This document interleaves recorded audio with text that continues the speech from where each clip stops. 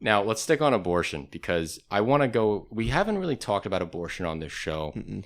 And one of the reasons I feel like we haven't is because it's very divisive. And one of the things that we've been trying to do on this show is be like fairly inclusive to a lot of different sides of the political spectrum.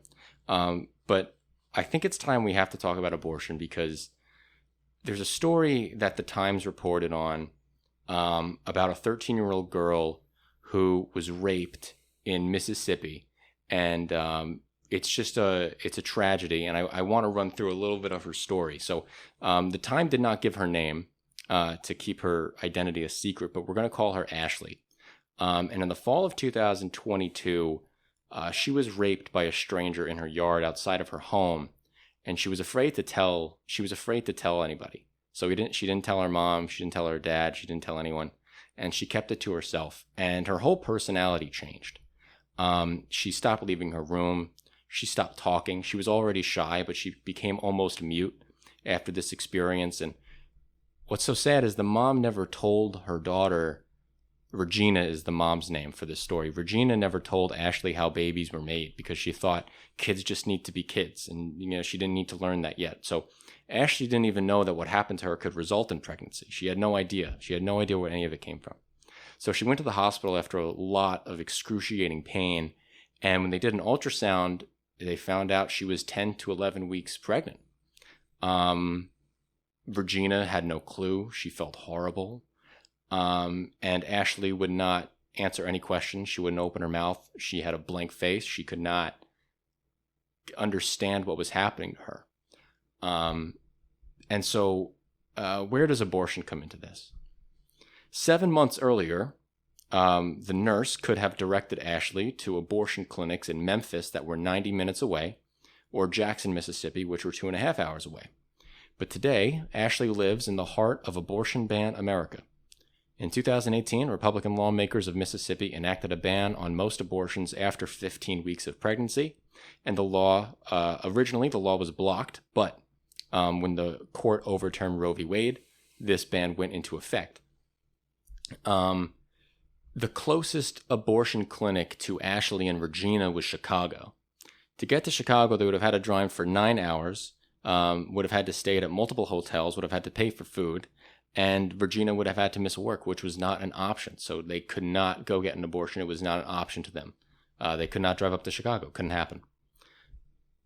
This is a result of theocratic policies taking over medical procedures that has now forced 13-year-old children to carry their rapist's baby to term. And in a state like Mississippi, it's the worst state of all because Black women in Mississippi are 4 times as likely to die from pregnancy-related to complications as white women. Mississippi has the highest maternal mortality rate compared to any other state, or second highest, or something like that. And it also has a very, very low population of doctors. Now, what's interesting about the Mississippi abortion ban is that it does contain an exception for rape. It does. But Ashley did not have any proof of rape. She did not have a police report. And she had no evidence of her rape, so no doctor would have performed an abortion on her, as if they were to do so and they couldn't prove the rape, they could go to jail. Even if the victim files a police report, the Times reporter found that there is no clear process for granting an exemption. The Times reached out to the Attorney General's office, and the Attorney General did not return Times' repeated requests to clarify the process on how to get exceptions. And even if they did get an exception, there are no abortion providers left in the state of Mississippi to even do them. So it's not even possible to get them, even if so. This is the last thing I'll say about the story of Ashley, okay? This is the last paragraph of the Times article. There is only one moment when Ashley smiles a little, and it's when she describes the nurses she met in the doctor's office and delivery room. One of them she remembers was nice and cool. She has decided that when she grows up, she wants to be a nurse too, to help people, she says. For a second, she looks like any other soon-to-be 7th grader, sharing her childhood dream. Then, Peanut, the child stirs in his car seat. Regina says the baby needs to be fed. Ashley's face goes blank again. She is now a mother. And, this poor child's life has been taken away from her by a rapist, has left her with a forever reminder of her trauma, and has taken her innocence. And Republicans forced her to keep that constant reminder and has totally changed her life. I think it's crazy that we've allowed this to happen. And I'm happy to see that there's political backlash against it. But there are still so many people who don't think of this as I don't know, evil. And it's just disheartening to see so many people that are comfortable with this. Well, I think we can still talk about it from two perspectives. Mm-hmm. Because, of course, the people who don't think it's evil are seeing it from the perspective of, oh, Peanut gets to live now. Yeah.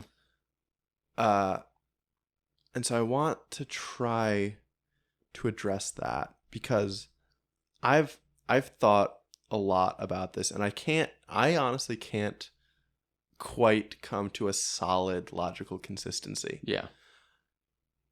All I know is it makes more sense to me that we are taking into account the person who has some stock in the future of their life and some awareness of it, right? And that is Ashley in this case. Mm-hmm. Ashley is the person who has to deal with the dread of living with this baby, of having her life completely changed, and many people, including me, would say ruined by having to have it.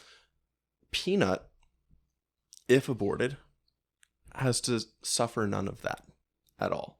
Peanut isn't worried about how life is going to go. Peanut isn't aware that its potential life is about to be eliminated if it's aborted. And that's why I think we don't need to worry about these fetuses in abortion. It's because the consciousness, the awareness that a mother has and the suffering that comes with that is something that we should protect against more than we protect against this collection of cells, which has absolutely no concept of what life or existence is. Mm-hmm. I think I want to talk about the exceptions for rape that's in this Mississippi ban, right? Because I think this example shows you that all those exceptions are just total bullshit.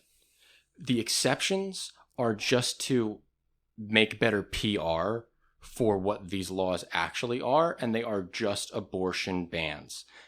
All of the abortion clinics in Mississippi have closed because of the ban. Even if you wanted to get an abortion in Mississippi, you genuinely can't because all the clinics have closed down, okay? Mm-hmm. Now, you have to prove that you got raped. Already super hard because half of rapes don't get solved in the United States. There's a backlog of rape kits that need to be tested going back months, years. The police department doesn't have the time to go and find every rapist because there's too many of them. So putting that type of pressure on a 13-year-old girl to have to prove that her rapist did that to her in order for her to get an abortion and not even have a process clear in the state to get that exception just goes to show you that the theocrats who pass these types of laws, I'm not as nice as you, these theocrats who pass these types of laws are not genuinely looking out for the life of the mother, not genuinely looking out for the rape victim. They're looking to uphold their religious beliefs that a woman's place is to make children and that they don't have autonomy over their own body. That's their agenda.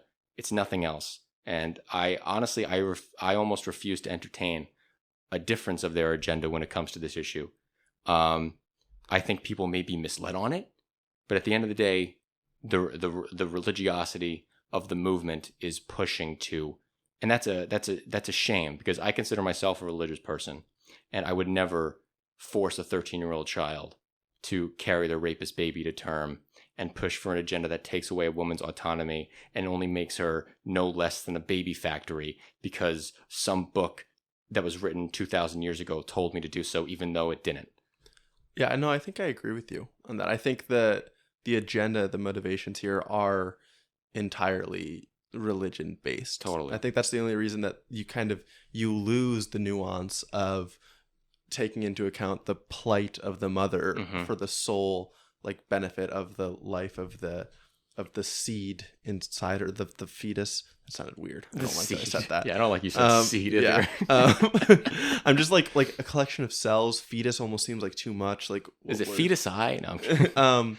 The one thing that came to mind when you're saying that is so what is the policy effectively? Right. And what's interesting as you say that is it's effectively the rich can get abortions and the poor can't. Right. Because of the states that the abortion bans are implemented in. And this isn't across the board because there are a bunch of rich people in Florida saying, and because DeSantis is the governor there, it has some of the strictest abortion bans in the country. But the rich people can leave and get an abortion elsewhere. They can fly to Chicago. Yeah. Right. And the poor are the only ones who are going to be financially restricted from doing that. Which, again, when you think about it effectively, how it actually will play out, it kind of is this terrifying image of society that you're now visualizing, where poor women who already are probably struggling to support themselves are going to be forced to have children that they don't want and struggle that much more to support themselves and the child. Yeah. It's a nightmare. Yeah. And I want to talk more about the effectiveness. What effect does this have? Well, last week we talked about the doctor shortage in America, and there is no place that's worse for the doctor shortage than Mississippi. Right? Mississippi, if you want to be a doctor, you get paid almost the most in the country to go to Mississippi because they're so low on doctors. They asked and they surveyed people in medical school where they would be most likely to apply to residency, and 60% of respondents said they were unlikely to apply to any residency program in states with abortion restrictions. These states are now going to have a hard time getting more doctors in there and affect their entire healthcare system because of their religiosity and their belief that women are baby factories. And now they're going to have another shortage of doctors because of it. And it's only going to get worse. We need to bring Roe v. Wade back. Yeah. It has to happen. That's for sure. Roe v. Wade was a consensus we've had for decades, and it's unbelievably popular in this country. It needs to be brought back immediately.